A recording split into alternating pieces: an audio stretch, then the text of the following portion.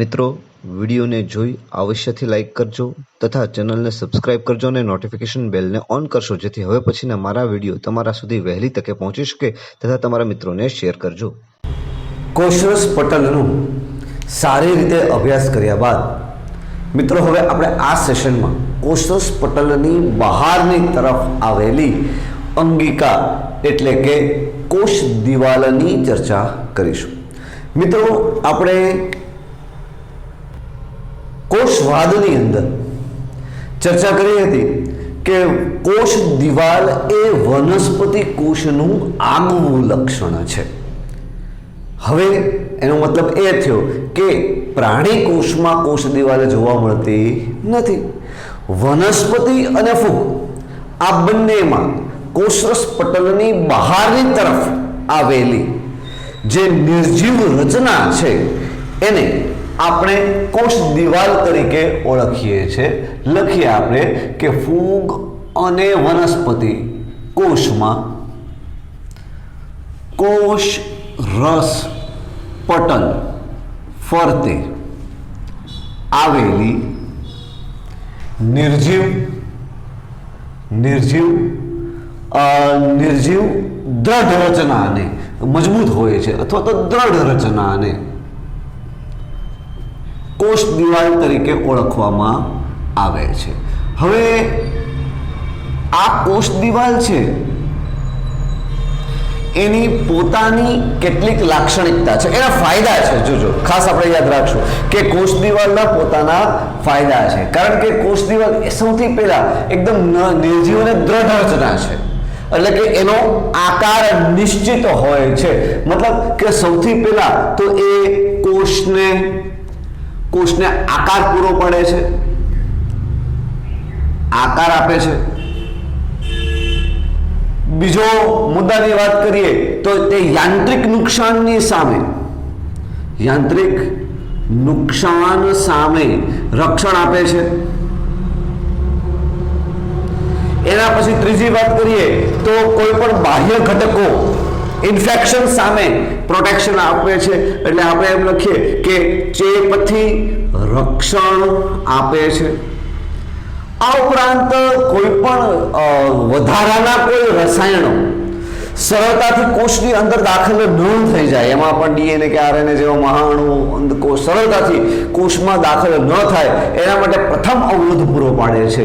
એટલે કે આપણે એમ કહી શકીએ કે અનિચ્છનીય મહાઅણુઓ ના પ્રવેશને અવરોધે છે. હવે આ બધા જે છે એ કોષ દિવાલની ખાસિયતો છે, કોષ દિવાલ છે એના લક્ષણો છે. અહીંયા કોષ દિવાલ એ પ્રવેશશીલ પટલ તરીકે કાર્ય કરશે, જેની આરપાર પાણી અને નાના કદના જે દ્રાવ્ય ઘટકો છે એ સરળતાથી પસાર થઈ શકે છે. કોષ દિવાલ આપણે આગળ વાત કરી છે કે ફૂગ અને વનસ્પતિમાં જોવા મળે છે, વનસ્પતિ કોષમાં જોવા મળે છે. હવે આ લીલ ફૂગ વનસ્પતિઓમાં બધામાં કોષ દિવાલ એક સરખી હોતી નથી. આપણે વાત કરીએ તો લીલ છે, લીલમાં કોષ દિવાલ છે એ સેલ્યુલોઝ તો હોય જ, પણ ગેલેક્ટન્સ, મેનોઝ અને કેલ્શિયમ કાર્બોનેટ, જો ટેક્સ્ટબુકમાં આપેલું છે અંડરલાઇનમાં જો, તો કે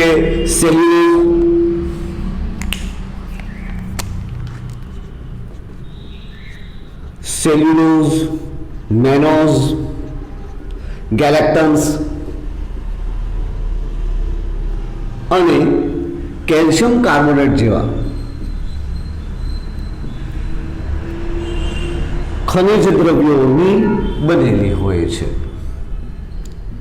હવે આ જ રીતે વાત કરીએ કે કોઈ બીજી પુખ્ત વનસ્પતિની, અન્ય વનસ્પતિઓની વાત કરીએ છીએ.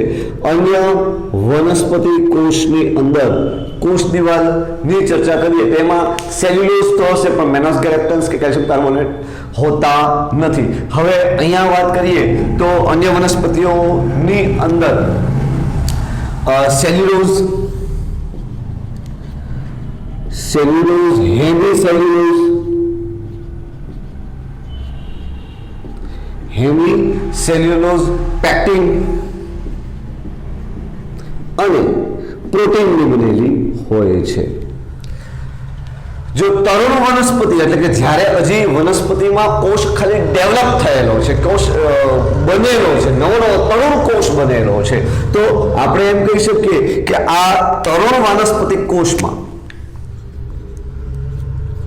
તરુણ વાનસ્પતિક કોષની અંદર હવે જોજો આ પ્રાથમિક કોષ દિવાલ છે ને ઓલવેઝ સેલ્યુલોઝની હોય, ત્યારબાદ આગળ વિકાસના તબક્કા અંતે આ હેમિસેલ્યુલોઝ કે પેક્ટિનનું સ્થૂલન થતું જોવા મળે છે. અહીંયા આપણે તરુણ વાનસ્પતિક કોષ છે એટલે કે શરૂઆતના કેસની અંદર છે, તો એની જે પ્રાથમિક કોષ દિવાલ છે એ પ્રાથમિક કોષ દિવાલ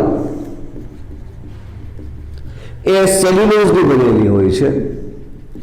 હવે આ જે કોષ દિવાલ છે એ વૃદ્ધિ ક્ષમતા ધરાવે છે, મતલબ કે જેમ કોષનું વિસ્તરણ થાય એમ જે વનસ્પતિ કોષ દિવાલ પોતે પણ વૃદ્ધિ પામી શકે. જેમ જેમ તરુણ વનસ્પતિ કોષ છે એ પરિપક્વ પામતો જાય એમ આ વૃદ્ધિ ક્ષમતા ધીરે ધીરે ક્ષય પામતી જાય છે, બરાબર. અને ત્યારબાદ આ કોષ દિવાલને ફરતે દ્વિતીયક કોષ દિવાલનું નિર્માણ થાય છે.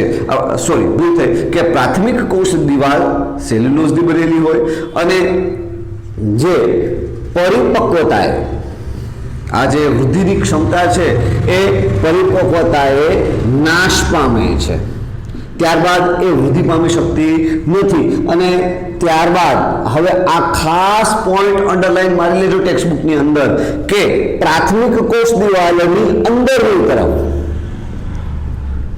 કોષ દિવાલની ફરતે નહીં પરંતુ અંદરની તરફ દ્વિતીય કોષ દિવાલનું સર્જન થાય છે. હવે આ જે દ્વિતીય કોષ દિવાલ છે એની અંદર હેમિસેલ્યુલોઝ કે પેક્ટિન છે એના વધારાના આવરણ રહેલા હોય છે. આપણે અહીંયા એવું યાદ રાખશું કે પ્રાથમિક કોષ દિવાલ હોય કે દ્વિતીય કોષ દિવાલ હોય એની અંદર તમને સૂક્ષ્મ છિદ્રો જોવા મળે છે જે કોષરસીય તંતુઓ તરીકે ઓળખાય છે. આ છિદ્રોમાંથી નીકળતા કોષરસીય તંતુઓ દ્વારા નજીકના કોષ એકબીજાના સંપર્કમાં જોવા મળે છે. હવે બે વનસ્પતિ કોષની વચ્ચે મધ્ય પટલ જોવા મળે. બે વનસ્પતિ કોષની વચ્ચે મધ્ય પટલ જોવા મળે છે. હવે એ મધ્ય પટલ છે એ કેલ્શિયમ પેક્ટેટ નું બનેલું છે. હવે આ મધ્ય પટલ છે એ નજીકની જે બાજુના જે કોષો છે એ આજુબાજુના કોષોને એક તો જકડી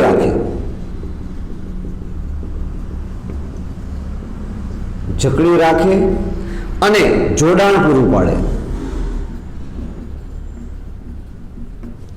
તેમની વચ્ચેથી તેમાંથી કોષરસીય તંતુ પસાર થતા જોવા મળે, બરાબર. આ કેલ્શિયમ પેક્ટેટ વિશે આપણે એક નાનકડી એવી ચર્ચા આગળ વહન દરમિયાન પણ કરીશું. તો મિત્રો આ જે વાત હતી એ કોષ દિવાલની હતી. સામાન્ય રીતે પ્રાણી કોષમાં કોષ દિવાલ જોવા મળતી નથી. વનસ્પતિ કોષમાં કોષરસ પટલને ફરતે નિર્જીવ વનસ્પતિ અને ફૂગમાં, જો આપણે ખાસ યાદ રાખશું કે ફૂગ છે, ફૂગની અંદર જે કોષ દિવાલ છે એ ફંગસ સેલ્યુલોઝની બનેલી હોય છે. આનો અભ્યાસ આપણે ચેપ્ટર નંબર 2 જ્યારે ભણીશું ત્યારે વળી પાછો આને વાત કરશું કે ફૂગની આસપાસ કોષ દિવાલ શેની બનેલી હોય છે. તો હવે આ વાત કરીએ કે ફૂગની આસપાસ ફંગસ સેલ્યુલોઝની બનેલી કોષ દિવાલ લીલ છે એ સેલ્યુલોઝ ઉપરાંત મેનોસ ગેલેક્ટન્સ અને કેલ્શિયમ કાર્બોનેટ જેવા જે ખનિજ તત્વો છે, એ ખનિજ રસાયણો છે એ પણ ધરાવે છે. બીજી અન્ય વનસ્પતિઓ છે એમાં કોષ દિવાલ છે એ સેલ્યુલોઝ છે, હેમિસેલ્યુલોઝ છે, પેક્ટિન છે અને પ્રોટીન ધરાવે છે. ઘણી વખત લિગ્નિનનું આવરણ પણ જોવા મળે છે. તરુણ વનસ્પતિ કોષ છે એની કોષ દિવાલ અત્યંત પાતળી હોય અને જે વૃદ્ધિ ક્ષમતા ધરાવે છે. એક તો સેલ્યુલોઝની બનેલી અત્યંત પાતળી અને વૃદ્ધિ ક્ષમતા ધરાવે છે. કોષ જેમ જેમ પરિપક્વતા તરફ જતો જાય તેમ તેમ તે વ્યય પામતી હોય છે. અહીંયા મધ્ય પટલ કે જે બે કોષ દિવાલ વચ્ચે આવેલું પટલ છે કે જે બંનેને જોડી રાખવાનું કાર્ય કરે છે, આ ઉપરાંત બંનેને જકડી પણ રાખે છે. એમની વચ્ચેથી જે કોષરસીય તંતુઓ દ્વારા બંને કોષનો જીવરસ એકબીજાના સંપર્કમાં રહેલો હોય છે. આ વાત મિત્રો હતી એ કોષ દિવાલની હતી. નેક્સ્ટ આપણે આગળ વાત કરીએ છીએ એના પછીની જે થિયરી છે એ થિયરી છે અંતઃપટલ તંત્રની. અંતઃપટલમય તંત્ર અથવા તો અંતઃપટલ તંત્ર એટલે શું? હવે કોષ દિવાલ વટાવી, જોજો આપણે હવે કોષ દિવાલનો અભ્યાસ કરી લીધો, કોષરસ પટલનો અભ્યાસ કરી લીધો. હવે કોષરસ પટલની અંદર આવેલો કોષરસની અંદર આવેલી વિવિધ અંગિકાઓ. સામાન્ય રીતે કોષની અંદર આવેલી જુદી જુદી પ્રકારની જે અંગિકાઓ છે એ પોતાના કાર્યને અનુલક્ષીને કેવી હોય તો કે એકબીજાથી અલગ હોય છે. એટલે કે દરેકનું પોતાનું કાર્ય હોય અને એ દરેકનું પોતાનું આપણે એમ કહી શકીએ કે એમનું બંધારણ છે, રચના અને કાર્યની દ્રષ્ટિએ તેઓ જુદું હોય છે. પરંતુ ઘણી વખત એવું થાય કે એમના ફંક્શન્સ એટલે કે એમના જે પ્રોસેસ છે એ ક્યાંક ને ક્યાંક એકબીજાને ટચ થતી હોય, એકબીજા સાથે સંકળાયેલા હોય છે. તો આવી અંગિકાઓ ભેગા મળી અને અંતઃપટલમય તંત્રની રચના કરે છે. લખીએ આપણે કે દરેક કોષમાં અંગિકા, અહીંયા આપણે જે વાત કરીએ છીએ એ સુકોષ કેન્દ્રી કોષની જ વાત કરીએ છીએ, બરાબર. આદિકોષ કેન્દ્રી કોષને આપણે મૂકી દીધેલો છે એટલે કે એનો અભ્યાસ આગળ જ કરી ચૂક્યા છે. દરેક કોષમાં અંગિકાઓ રચના અને કાર્યની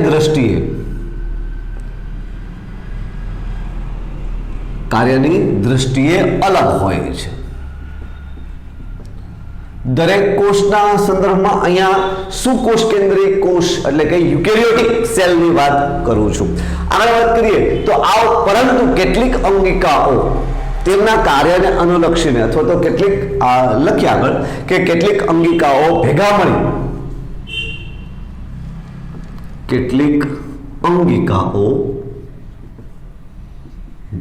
ચોક્કસ કાર્ય માટે અથવા તો ભેગા મળી એક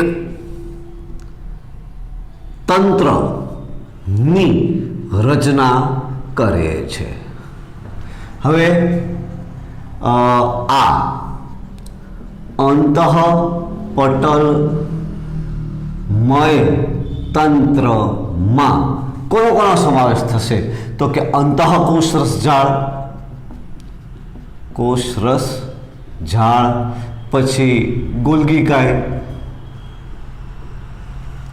ગોલ્ગીકાય છે, લાઇસોસોમ્સ છે. ગોલ્ગીકાય, અંતઃકોષરસ ઝાડ, ગોલ્ગીકાય, લાઇસોસોમ્સ અને રસધાની એ અંતઃપટલમય તંત્રનો ભાગ છે. ખાસ યાદ રાખશું કે અહીંયા અંતઃકોષરસ ઝાડ, ગોલ્ગીકાય અને લાઇસોસોમ્સ તથા રસધાની એ અંતઃપટલમય તંત્રનો ભાગ છે. અહીંયા કેટલીક વાર રિબોઝોમ્સ છે એનો સમાવેશ થાય છે, પણ અહીંયા સુકોષ કેન્દ્રી કોષની વાત કરીએ છીએ એટલે આપણે એટલે કે કારણ કે અંતઃકોષરસ ઝાડ સાથે રિબોઝોમ્સ છે એ સંકળાયેલા છે, બરાબર. આગળ આપણે અભ્યાસ કરશું. પરંતુ જે કણાભસૂત્ર છે, કણાભસૂત્ર વનસ્પતિ કોષમાં જોવા મળતું હરિતકણ અને પેરાક્સિઝોમ્સ છે એ અંતઃપટલમય તંત્રનો ભાગ નથી, બરાબર. એમસીક્યુમાં ક્યાં અંતઃમય પટલ તંત્રનો ભાગ છે અને ક્યાં નથી એની આપણે એમસીક્યુ તરીકે પૂછી શકાય. હવે પહેલા આપણે જે કોષની અંદર આવેલી વિવિધ અંગિકાઓનો અભ્યાસ કરીએ તો પ્રથમ આપણે આ અંતઃપટલમય તંત્રની અંગિકાઓની ચર્ચા કરશું અને ત્યારબાદ બીજી અંગિકાઓની ચર્ચા કરીશું. હવે સૌથી પહેલા વાત કરીએ છીએ અંતઃકોષરસ જાળની. અંતઃકોષરસ જાળ, એન્ડોપ્લાઝમિક રેટિક્યુલમ. જો આપણે કોષરસ પટલનો અભ્યાસ કરતા હતા ત્યારે આપણે વાત કરી હતી કે ઇલેક્ટ્રોન માઇક્રોસ્કોપની શોધ થયા બાદ જે અંગિકાઓને સારી રીતે એનું અવલોકન કરી શકાયું, તેની રચના વિશે સારો એવો અભ્યાસ કરી શકાયો. તો અહીંયા આપણે એમ કહીશું કે ઇલેક્ટ્રોન માઇક્રોસ્કોપની શોધ બાદ જે ER છે નો અભ્યાસ છે એ શક્ય બનેલો છે. ER નો અભ્યાસ છે એ શક્ય બનેલો છે. અવલોકન કરતા ખબર પડી કે જે સમગ્ર કોષરસ વિસ્તારમાં એક નલિકાઓથી બનેલું જાળું વિસ્તૃત રીતે કોષની અંદર જોવા મળ્યું. ફરી પાછું કે ઇલેક્ટ્રોન માઇક્રોસ્કોપની મદદથી આપણે ER ની શોધ કરી. ઇલેક્ટ્રોન માઇક્રોસ્કોપની મદદથી કોષનું અવલોકન કરતા સમગ્ર કોષરસમાં નલિકાઓથી બનેલું જાળું ફેલાયેલું જોવા મળ્યું. એટલે આપણે એમ કહી શકીએ કે સમગ્ર કોષરસમાં નલિકામય રચના છે એ જોવા મળી. હવે આ રચનાને કયા નામે ઓળખવામાં આવી? એન્ડોપ્લાઝમિક રેટિક્યુલમ, એટલે કે અંતઃકોષરસ જાળ. કારણ કે આ જે નલિકામય રચનાઓ છે એ ઝાડાની જેમ ઝાડ સ્વરૂપે સમગ્ર કોષરસની અંદર ફેલાયેલી જોવા મળતી. તો કે કોષની અંદર અંતઃકોષરસ જાળ તરીકે એને ઓળખવામાં આવી. હવે આ અંતઃકોષરસ જાળનું અવલોકન કરતા જે ER છે એટલે કે આ એન્ડોપ્લાઝમિક રેટિક્યુલમ છે એના બે ભાગ જોવા મળ્યા. એન્ડોપ્લાઝમિક રેટિક્યુલમનો અભ્યાસ કરતા એના રચનાની દ્રષ્ટિએ બે ભાગ જોવા મળ્યા. ક્યાં? તો એક એવી અંતઃકોષરસ જાળ હતી કે જેની સપાટી પર રિબોઝોમ નામની અંગિકાઓની હાજરી હતી. તો એને કારણે એની સપાટી છે એ કેવી હતી? ખરબચડી થતી હતી. તો એને ખરબચડી અથવા તો રફ અંતઃકોષરસ જાળ અથવા તો રફ એન્ડોપ્લાઝમિક રેટિક્યુલમ એવા નામે ઓળખવામાં આવતી હતી. અહીં જે સપાટી પર રિબોઝોમ્સની હાજરી